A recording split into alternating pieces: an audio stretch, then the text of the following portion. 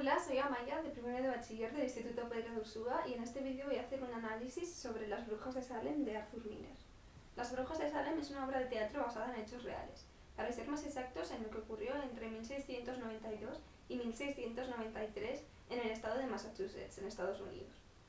Allí más de 150 personas fueron encarceladas por delitos de brujería, pero solo 31 de ellas recibieron un juicio, por lo que muchas fueron a la cárcel por acusaciones que podían estar infundadas en simples rumores o en venganzas personales. Hubo juicios en varios pueblos, pero los más famosos son los de Salem.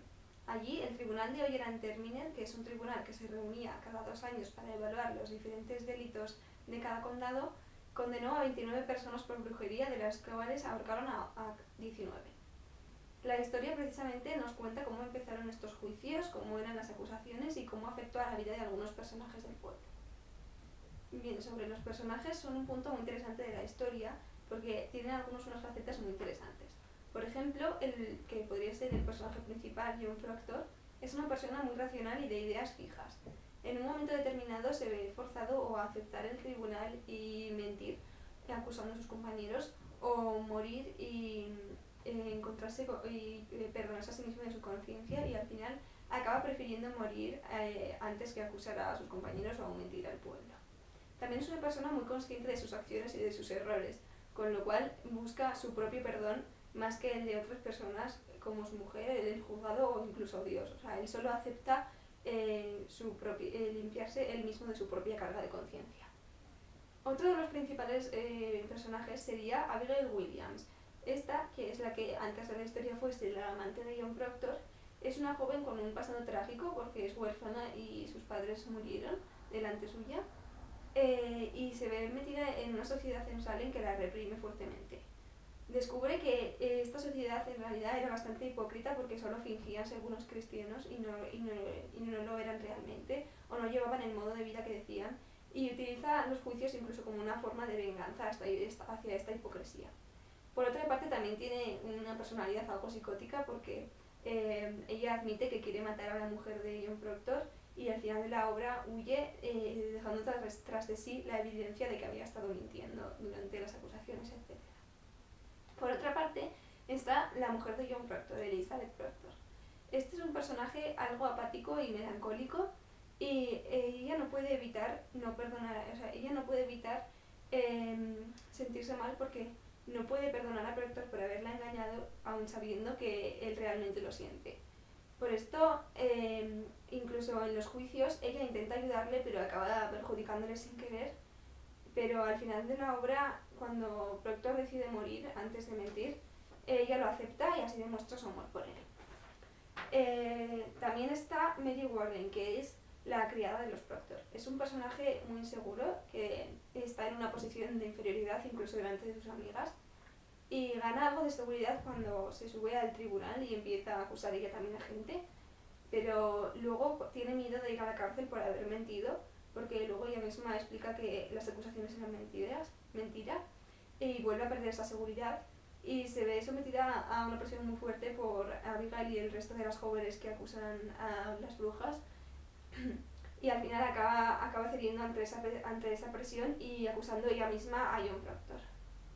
Bueno, pasando ya a los personajes menos principales, está por ejemplo el reverendo Hale. Es una persona racional que cree realmente en su trabajo, y él va a Salem para intentar arreglar las cosas y para intentar solucionar un problema que parece pequeño en principio, pero cuando empiezan a multiplicarse las acusaciones y la histeria empieza a expandirse por el pueblo, deja de estar tan seguro de que lo que está haciendo esté bien y empieza a sentirse algo culpable por las acusaciones que él mismo firma.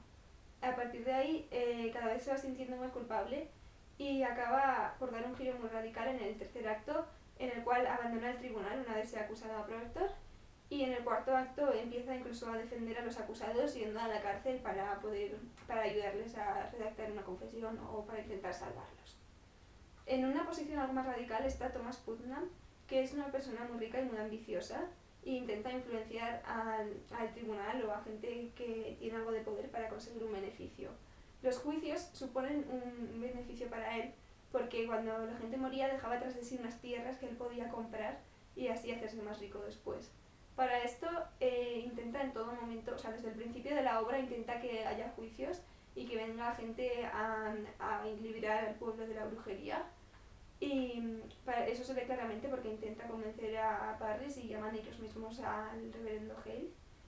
Y para poder empezar las acusaciones utiliza él mismo los casos de su familia y los de sus 7 hijos muertos hacía mucho tiempo y el de su propia hija enferma, lo cual demuestra la ambición que tiene este hombre.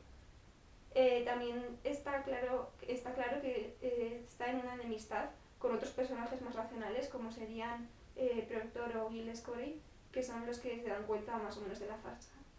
Y por último, Gil Scorey me ha parecido un personaje muy interesante porque pese a ser el más anciano de todos, tiene una gran fuerza de voluntad. Es también una persona de ideas bastante claras y dice las cosas a la cara. Se da cuenta rápidamente de las intenciones de Putnam y intenta, cuando se acusa a su familia, a su mujer, intenta salvarla y también se siente bastante culpable porque él le había dicho al reverendo Hale que su mujer leía, que era algo que no estaba bien visto en la época, y piensa que por eso ha sido acusada. Al final demuestra su amor hacia su familia porque muere mientras lo estaban torturando solo para que sus hijos puedan heredar las tierras y no queden a cargo del Estado. Y esto es lo que demuestra que realmente al final sí que se preocupaba por su familia y se sentía muy culpable por la muerte de su mujer, que al final acaba siendo ahorcada por brujería.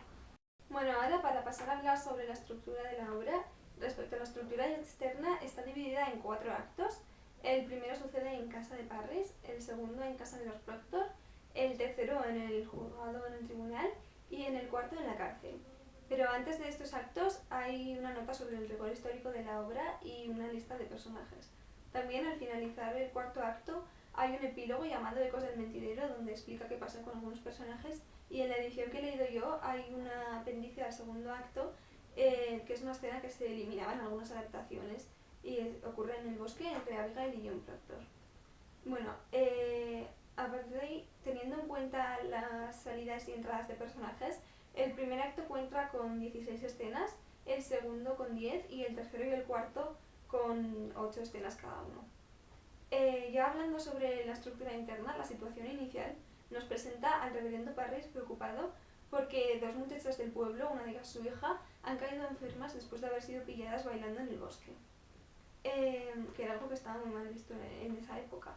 Mientras los rumores de brujería se están extendiendo por el pueblo, los Putnam convencen a Parris para llamar al reverendo Hale y así acabar con estos rumores. El problema viene cuando Abigail y la hija de Parris empiezan a acusar a otra gente del pueblo de brujería delante del reverendo Hale y después se unen otros jóvenes del pueblo. Las acciones que toman para solucionar este problema son la preparación de un tribunal y la captura de los acusados y juicios para acusar a más gente. A partir de ahí, la solución del problema serían las condenas de alguna gente por brujería y las confesiones de otros que les libraban de ser condenados. Y el final es brusco y cerrado porque no solo muere el protagonista, sino que después en el epílogo nos explica qué pasa con algunos personajes importantes, con lo cual la historia no deja ningún cabo suelto. Bueno, también hay que decir que aunque esta historia sea una obra de teatro y tenga las acotaciones y los diálogos propios de este género, cuenta con algunos fragmentos en forma de novelas, o sea, en una forma de escritura más similar a las novelas. Estos fragmentos son usados por el autor para explicar el contexto histórico de la obra, la sociedad de Salem, las descripciones de algunos personajes, etc. Son muy útiles porque ayudan al lector a hacerse a una idea de cómo se vivía en esa época y también explican, por ejemplo, acciones pasadas en un tiempo anterior a la historia y cosas que le sucedieron a algunos personajes, lo que ayuda a entender luego mejor sus acciones. También los usa el autor para dar su opinión sobre algunos hechos. Por ejemplo, en un caso que voy a leer, el de la página 48, dice así: en los países de ideología comunista, la resistencia a cualquier importación está ligada a los sucubos capitalistas de insondable malignidad y con respecto a Estados Unidos, cualquier persona que no sostenga opiniones reaccionarias se la puede acusar de complicidad con el infierno rojo. De este modo, la oposición política recibe una capa de inhumanidad que desde ese momento justifica la abrogación de todos los hábitos de realización civilizada utilizados de ordinario. Un criterio político se identifica con el bien moral y oponerse a él se convierte ipso facto en maldad diabólica. Bueno, Aquí, aparte de expresar una opinión sobre la situación que está viviendo él en la Guerra Fría en ese momento, de la cual hablaré más tarde, también hace una comparación con la situación que se vive en la historia, en la cual la gente no podía oponerse al tribunal, porque si se oponían al tribunal, aunque esto era un factor político, se consideraban automáticamente anticristianos y podían ser juzgados por asociación con el diablo. Así, él explica cuál es, en su opinión, la razón por la que ocurrió todo esto en Salem. Esta obra de teatro tuvo también una adaptación cinematográfica llamada El Crisol. Este nombre se debe a que el crisol es un recipiente de arcilla y grafito que se usa en los hornos de metal para derretirlo o sacar de él elementos más puros. También en psicología se le llama así a una situación en la que algo o alguien se refina. Podemos pensar que escogieron este nombre por el proceso de purificación de conciencia por el que pasa John Proctor al arriesgar su vida y preferir morir antes que traicionar a su propia conciencia y traicionar a sus compañeros acusándolos a ellos también. Por otra parte, esta obra también está considerada una alegoría a la propia caza de brujas que sufrió el mismo autor por parte del senador MacArthur en el macartismo. El macartismo fue un proceso de juicios y acusaciones por parte del senador MacArthur junto con el Comité de Actividades Antiamericanas durante la Guerra Fría en los años 1950 y 1956. Cualquier persona que no estuviese de acuerdo con la política americana o que tuviese unas tendencias más pro-soviéticas o pro-comunistas era acusada de traición y juzgada y llevada a la cárcel. Muchos autores, escritores o actores, por ejemplo, al ser figuras algo más públicas, los que opinaban de esta forma sufrieron un gran acoso, por ejemplo, siendo actores que no podían trabajar o escritores que encontraban muchas dificultades para poder publicar sus novelas. A estas personas se les interrogaba qué es lo que le pasó al mismo autor de esta novela, Arthur Miller. Sin embargo, él no dijo nada sobre algunos compañeros que eran más procomunistas. Esto se refleja claramente en la novela, en la parte de los interrogatorios y los juicios, en los cuales la gente acusa a otros compañeros o se ve obligada a acusar a otros compañeros para poder exculparse ellos mismos, y también en la opinión que da sobre los hechos que ocurrieron en la novela, porque según él, como he dicho antes, una contrariedad a la política de uno era considerada como malvada o asociada con el diablo en este caso. Es decir, durante la Guerra Fría los comunistas y los capitalistas asociaban el otro bando a la maldad y acusaban o juzgaban a los que estaban de parte del otro bando, y durante el libro cualquier persona que estuviese en contra del tribunal, como he dicho antes, era considerada anticristiana y podía ser juzgada. Aparte de esto, la obra nos plantea temas muy diferentes, como serían, por ejemplo, la superstición y la ignorancia. En Salem se vive en un afán religioso que permite a los ciudadanos creer en las capacidades que podrían tener las brujas, Dios o el demonio, por ejemplo.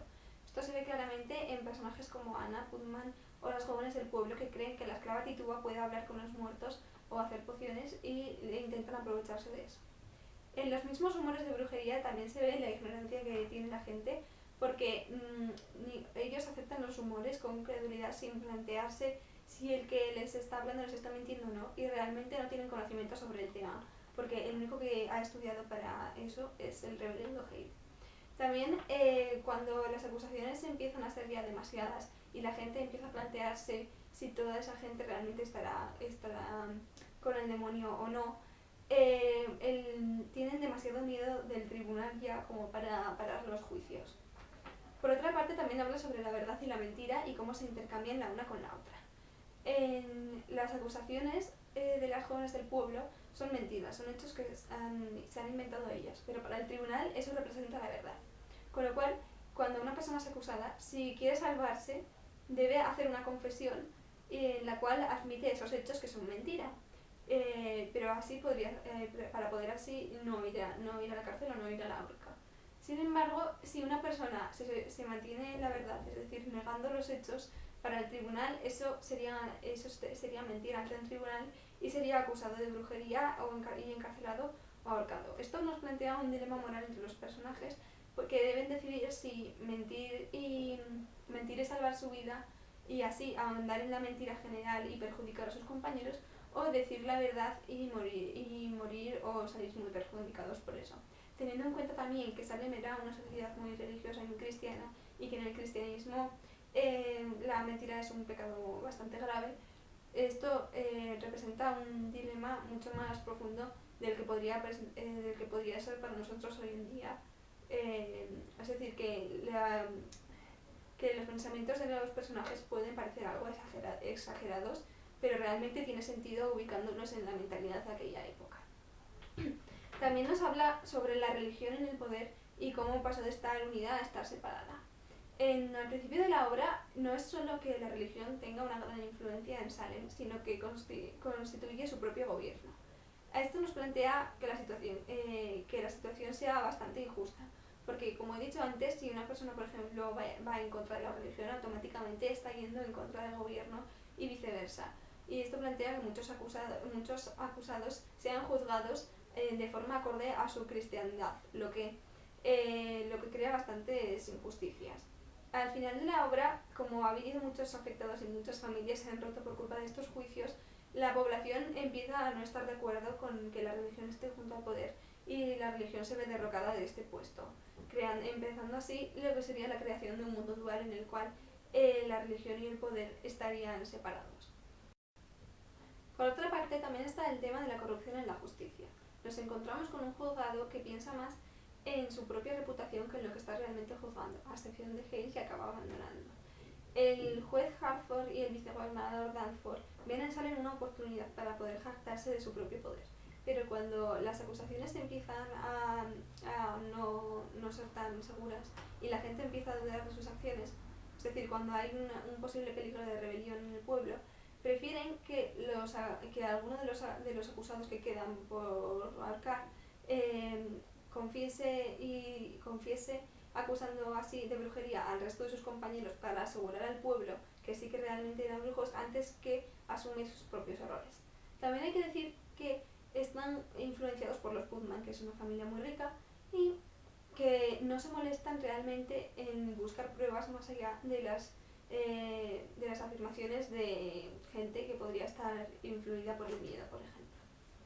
Algunos de los temas que trata esta novela se podrían aplicar fácilmente a la actualidad también, como por ejemplo la hipocresía en la que vive la sociedad de Salem. En Salem todo el mundo afirma ser muy cristiano, pero luego vemos que muchos de los personajes, como serían por ejemplo Anna Putman o las jóvenes, sí que realmente no solo creen en prácticas de brujería, sino que las llevan a cabo ellas mismas, junto con la ayuda de Tituba. Asimismo, hoy en día una persona puede afirmar ser de una manera y luego actuar diferente o pensar de forma diferente. También están los conflictos internos de los personajes, en los que, como por ejemplo, el engaño de John Proctor hacia su mujer y la culpabilidad que él siente.